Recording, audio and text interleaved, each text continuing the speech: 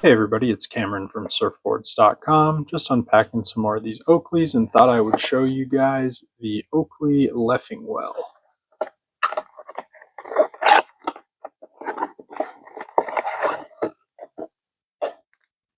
The Leffingwell is a full rim square lens shape sunglass.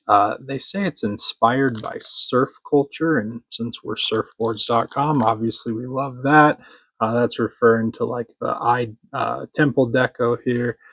These are made out of the biomatter material. O matter is Oakley's like extra durable material. The biomatter is like environmentally friendly, made out of like algae and stuff like that. So very cool.